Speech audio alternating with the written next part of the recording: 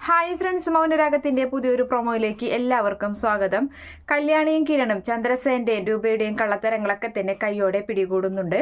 അപ്പൊ അവരങ്ങനെ ഒന്നിക്കുന്നുണ്ട്. പിന്നെയും രാഹുലിനെ കാണിക്കാതിരിക്കാൻ അവർ അകൽച്ചയൊക്കെ കാണിക്കുകയാണ്. പിന്നീട് കാണിക്കുന്ന ഭാഗം എന്ന് വെച്ചാൽ നമ്മുടെ രാഹുലാണെങ്കിൽ ഒരു നിവൃത്തിയും ഇല്ലാതെ ഷാരിയോട് മനുവിനെ പറ്റിയുള്ള എല്ലാ കാര്യങ്ങളും തുറന്നു പറയുകയാണ്.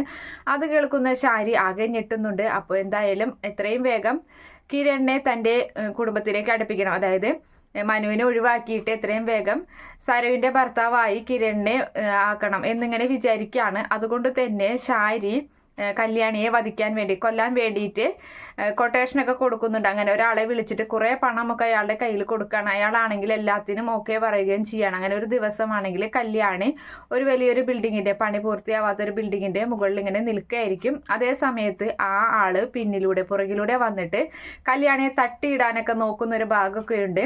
എന്തായാലും അതൊന്നും നടക്കൊന്നുമില്ല. ആ സമയത്ത് അവിടെ നിന്നും കല്യാണിയെ രക്ഷപ്പെടുത്താൻ ആരെങ്കിലൊക്കെ എത്തും. അതുപോലെ തന്നെ കാണിക്കുന്ന ഭാഗം എന്ന് വെച്ചാൽ നമ്മുടെ വിക്രത്തിന്റെ ഭാര്യ ശരണ്യ കാരണം നമ്മുടെ പ്രകാശൻ ജയിലിലേക്ക് പോകുന്ന ഒരു ഭാഗമാണ് വന്നിട്ടുള്ളത്. ശരണ്യയുടെ വീട്ടിൽ വന്നിട്ട് പ്രകാശനെ അറസ്റ്റ് ചെയ്ത് കൊണ്ടുപോകുന്നുണ്ട് പോലീസുകാര്.